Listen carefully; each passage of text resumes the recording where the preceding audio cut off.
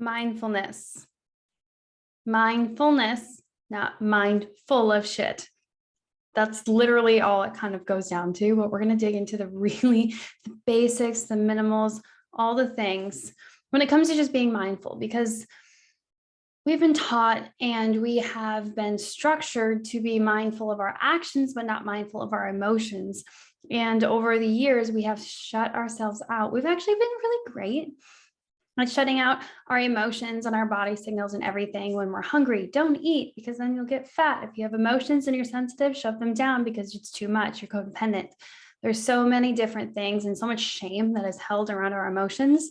And mindfulness is the foundation to just creating change in your life completely, because you have to master yourself, your body, your energy before you can really start to create huge change in your life, because your life will change once you do. You have to do something different, right? All right, so let's dive into mindfulness. I have a little presentation for you here to help follow along. Please feel free to also just listen to this as we go. You don't have to be watching the presentation at all. But this time it kind of helps a little bit. So I'm going to put myself up here. But mindfulness. So mindfulness is one of your greatest tools when self-healing, when just kind of navigating emotions, navigating high emotional moments, just kind of everything in general.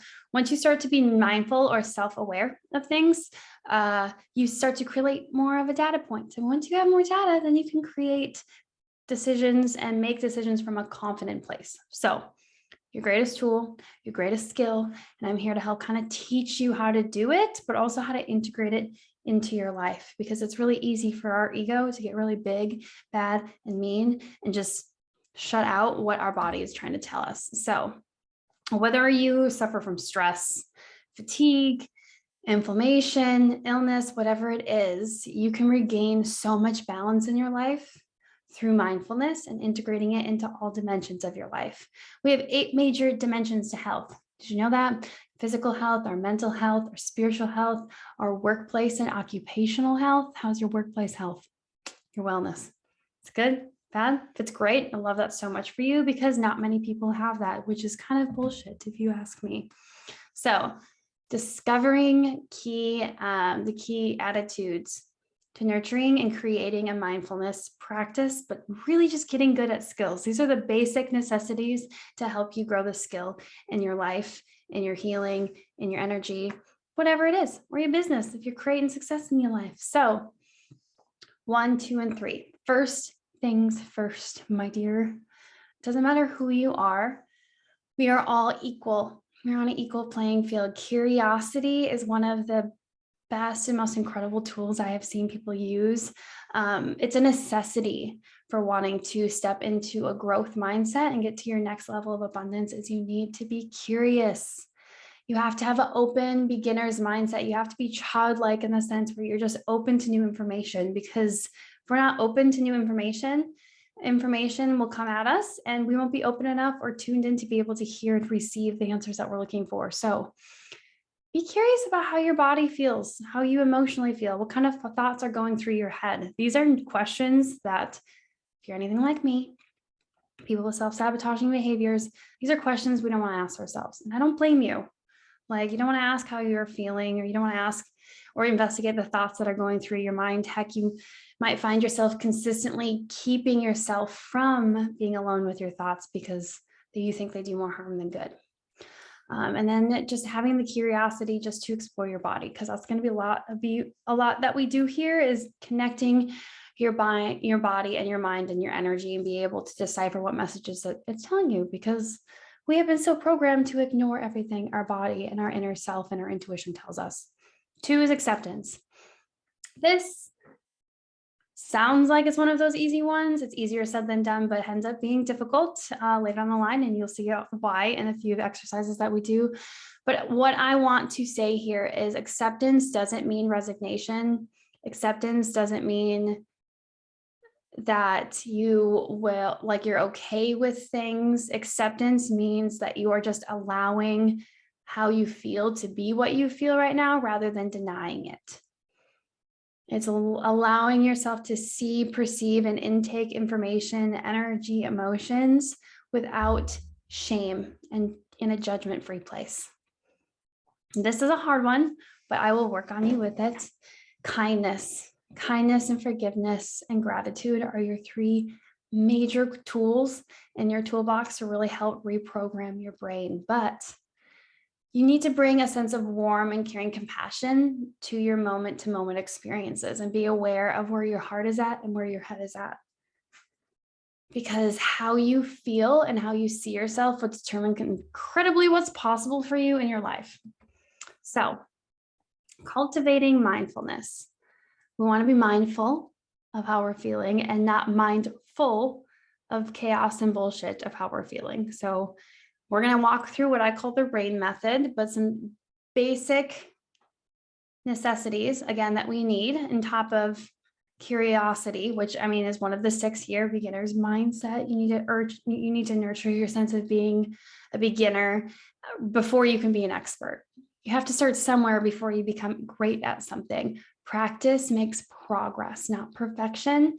And we're not trying to create perfection here, which is, again, opposite of what our ego mind will try to latch onto for certain reasons. But for us to truly cultivate mindfulness, we have to work on letting go. That's why you're here. You don't need to try and hold on to anything. Fun fact, it only takes 9 seconds for your body to feel, chemically produce an emotion and let go of it. Anything longer, you're holding on to. Not judging yourself, allowing what you observe and feel, and to not hold judgment and shame around the emotions that you're having. Because fun fact, you cannot control your emotions. You are only there as the receiver to help decipher what your emotions are telling you. And you've been blocking them out for so long, so it might take a while for your body and your intuition and your inner self to feel safe enough to speak with you again. Not striving, you're not putting expectations or attaching expectations to everything, because this won't allow you to really be present in the moment. So allow whatever happens to be what happens. Patience and trust are two difficult things, because we ask for more patience and more trust in the universe, source, God, whatever your higher power is, will then give you more opportunities to be patient or to have trust. I truly believe that source, universe, whatever you call it, likes to give us more opportunities to show up as the person that we say we are. They're not tests, they're just opportunities. And learning how to trust yourself. To me, confidence, by definition, is trust within yourself. You have confidence that your outfit looks good. You trust that you look good. When you have confidence in what you are saying, you trust that the information is correct. Lack of confidence comes from lack of trust within yourself. And where and how and where can we even start to rebuild that trust? The beginner's mindset, again, so important. I want you guys to I want you to navigate this with an open mind and allow things to come in. And it can be overwhelming at times, and I'm here to support you. So if you ever need help, please let me know. It's the biggest reason that most people stop meditation or mindfulness. So this is one of those short exercises that I'll put in the meditation module as well. But your capacity to be mindful is one of your most powerfully developed tools that you can have, and ways to do this is mindfulness meditation. So this is really popular when it comes to growing your connection with your brain and your focus and your ability to focus. So what you do is you sit down and bring awareness to your breath. You focus on breathing, and anytime that your mind starts to wander off to a different thought, you capture it and bring it back. Allow your mind to wander, and then grab it and bring it back.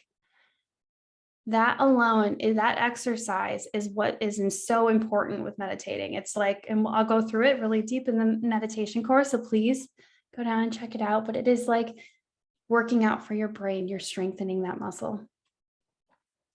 But be mindful of how your breath is feeling. Be mindful of how your body is feeling. If your breath is fast and you have anxiety, there's so many different aspects, but once you start to really cultivate a powerful mindfulness practice, you'll be able to trust what your body and your energy is trying to tell you. We can't see, it's been proven, we can't see, we can only see 0.0039, I think, percent. I will get the stats for you on that one. Percent of everything around us, which means we cannot see with our eyes 99% of all the energies around us. Can't see X-rays, radio waves, all the things. There's so much energy around us, but our body can intake and interpret information. And we have been taught to cut that cord and that connection and not listen. So taking time to connect with your breath allows you to truly be in the present moment. You're not in the feared past or the feared future, but you're in the present moment and just seeing how your body is going and what it's holding on to, what it's experiencing. And we'll talk a little bit more about this with the RAIN method. So understanding these three aspects are very important. Mindfulness has three aspects of operating to really operate together seamlessly for you to truly be in a state of mindful awareness. Expanding your self-awareness can be a very frustrating process. You can even get so self-aware that it's even sabotaging for your mental health. But understanding that your intention, your attention, and your attitude are what create the goals, the abilities, the processes, everything in your life. You just have to be willing to take the time to sit down and listen.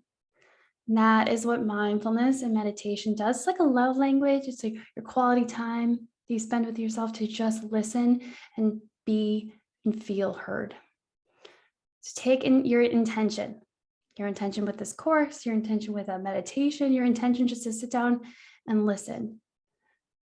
Are you creating this mindfulness meditation to reduce stress, to get over addictive behaviors, to help understand yourself on a deeper level so you can create a better, sustainable, healthier life?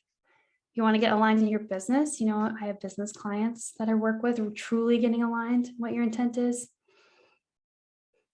Letting go of your self-sabotaging behaviors can be incredibly scary, but your intent to be better, to feel better, to heal and grow to a better you is beautiful and it's pure and it matters. So your intent matters. Set your intention as a great goal. Your attention, energy goes where attention flows, or energy flows where attention goes. Mindfulness is about paying attention to your inner experience and how it's interacting with your outer experience.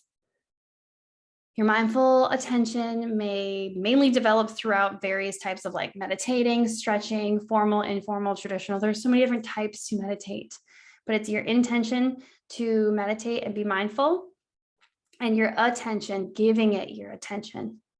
You can have an intention all day long to do things, but if you don't give it your attention, the energy will go elsewhere. And your attitude. The way you see yourself, the way you see things, the way you frame things will determine what's possible for you. So this involves paying attention to your attitudes, curiosity, acceptance, and kindness. You're going to have times where you don't want to freaking do it. You're going to be angry and hate yourself. You're going to go into self-sabotaging cycles and spirals, and you have to pay attention and remember that one, we're on the same team. Nobody's working against you. I promise. This is you here taking responsibility to heal. And sometimes that involves taking responsibility. Well, it always involves that, but sometimes it involves looking at the hard things and knowing that we live in a universe that is duality. So it's the ups and the downs. Think of it like a wave. We have contractions and expansions. Things will suck, and then come in with abundance and suck, and just over and over. Everything is temporary.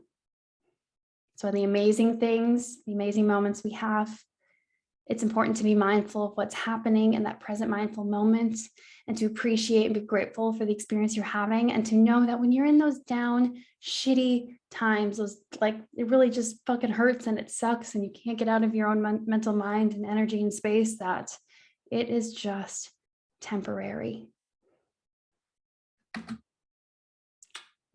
The RAIN method. Okay. That's what you're here for, guys. Just make it rain. So mindfulness is the best way to help truly not even decipher, but just to process and decipher difficult emotions. So this is what I mean. And it just recognize acceptance. Like you can just run right through this, but I want you to listen to what I'm saying here. R is for recognizing. So when we have a difficult emotion pop up, we're going to use an uncommon one that people tend to just avoid and navigate and respond to. And that is jealousy. So this is a great one that pops up. So you have to recognize that you are feeling jealousy. Like jealousy is coming up in your body. It's popped up. You cannot control your emotions. You can't control anybody else's emotions. You're not responsible for anyone else's emotions. And this is where people with people pleasing or manipulative tendencies tend to change or alter the way they speak, say, or do things in order to keep other people happier or even not so happy. Manipulation. People pleasing and manipulation are the same thing, unfortunately. And that is how I learned to stop people pleasing, is to frame it in such a way.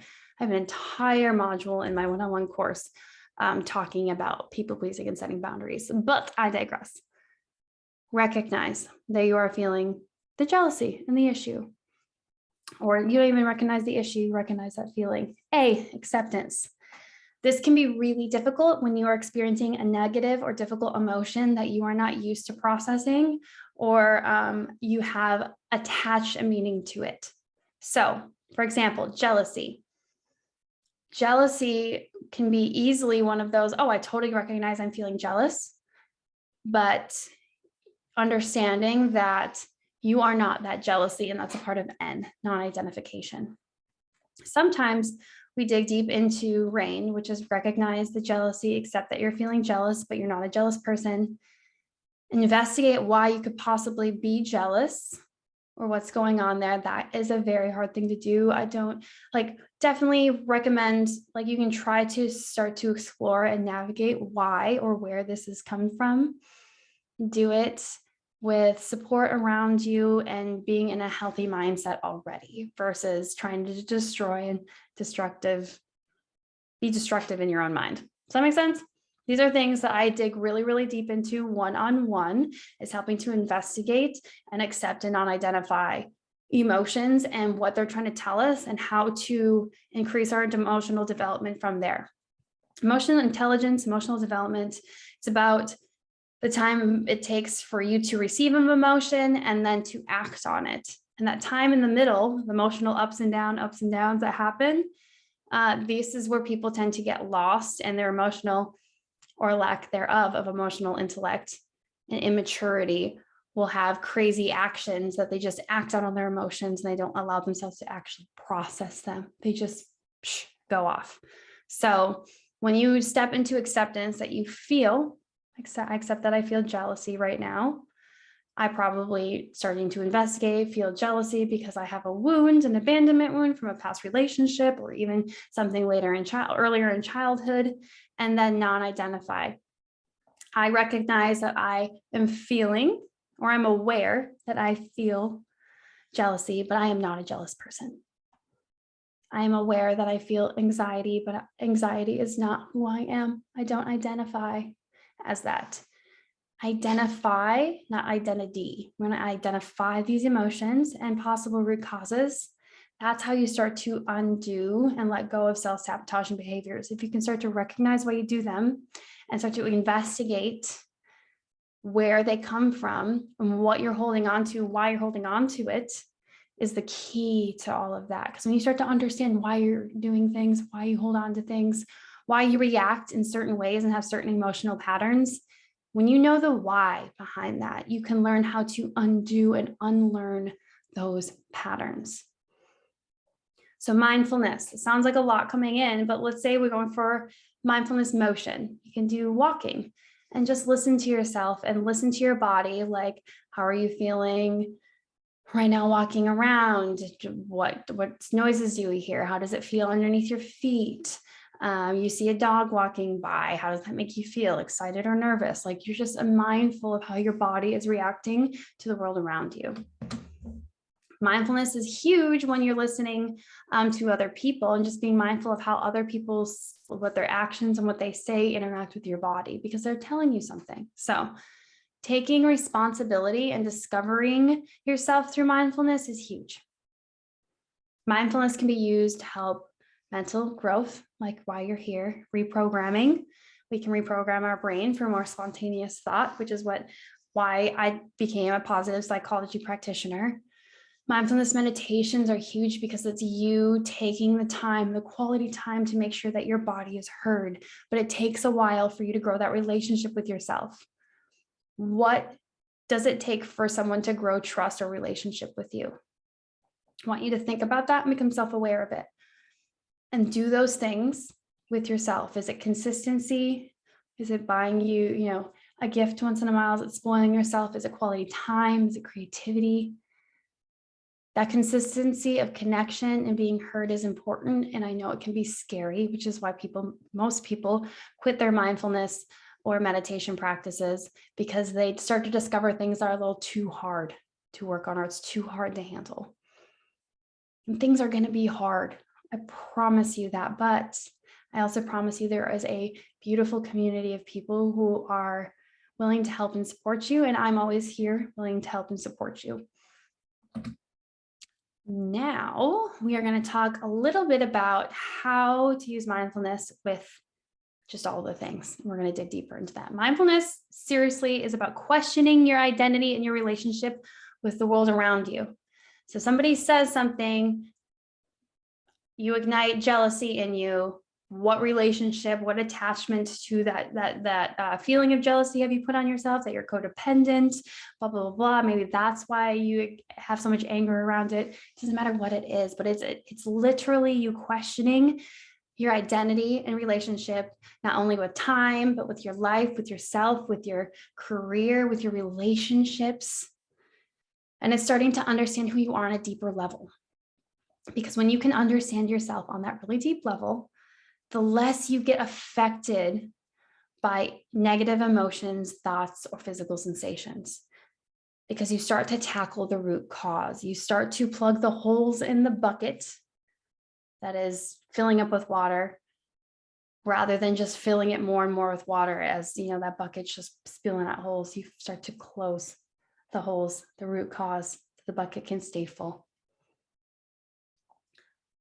It is always worth time, effort, money, energy of any sort to start to find out more about who you are, to discover more about your patterns and your emotions and the trauma that's holding in your body. You're here because you have self-destructing behaviors that you've been at least self-aware enough to say, okay, yeah, Kat, yep, I saw that thing, I self-destruct. I have awareness enough to know that my actions are the things that destroy the stuff in my life, self-destructive behaviors. That level of self-awareness is already why you're here. And that is an important step to this process that you need to give yourself credit for. Because this is just a step. Just learning how to be mindful in your work experiences in your life, trying to figure out and help use mindfulness to help identify what is no longer serving you, what is draining you dry. This is a powerful tool to work on developing. And if you're ever wanting more, to learn more too, with books and articles and everything like that, please let me know. I have a long list of them.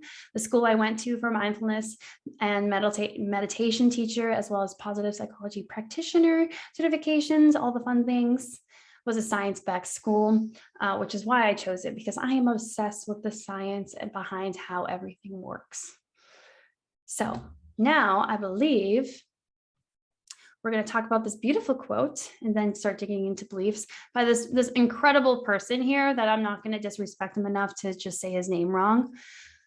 But he's one of the most famous sages in the 20th century. But discover all that you are not. Bodies, feelings, thoughts, time, space, this or that, nothing. Nothing is concrete or abstract. Which you perceive can only be you. Its very act of perceiving shows that you are not what you perceive. So, non-identification in RAIN. When you non-identify with something, I want you to visualize. This is what we mean, and this is what this quote means. When you take a book and you read it, you're taking a book and you're reading from it, you are reading and absorbing the information on the page. You are transferring that knowledge into your brain. Just like when you look at a mirror, you are intaking all the information, how you look, what things look like, if you like it or not, you're reacting to it as well. But you are not the mirror itself. Just because you read the book, you did not become the book itself. This quote talks about if you are perceiving something and are just the observer, it shows you that you are not it. So this is the fact or the idea that you are perceiving and you are aware that you perceive that you are feeling jealous right now. But you are not a jealous person. Feeling anxious, but you are not anxiety itself. A lot of times we hold so much shame and guilt around our own emotions when in fact you cannot control them. You can only control your reactions to your emotions. And you are not responsible for anybody else's emotions either, because they can't control their emotions. You are only responsible for your happiness, your growth, and your emotional responses. And when you start to understand your emotions better, they're not pushed down and shamed all the time. They're not hidden, because emotions have to come and go. What's coming is going. And if you don't allow them to come, you suppress them, you shut them down, you're just like, no, we're just going to do that another day. They cannot go, which is why things overwhelm and overwhelm and overwhelm, and all of a sudden we explode or we have a meltdown and we feel out of control because you've been shoving it and archiving it for so long. Imagine if you never took the trash out of your house. Not saying that your emotions are trash, but just imagine you're intaking, but you never bring anything out. Eventually, chaos hits. We want to avoid that. You are the perceiver and the observer of your emotions and your body. And we use those as a beautiful, fun game to problem solve. A little bit like crossword mixed in with battleship and chess. There's a few different things. It's like, even if we know how we'll emotionally respond to something, we can take a few steps to help that and heal certain things. So now I think we are digging deep into limiting beliefs, which we will see in the next slide.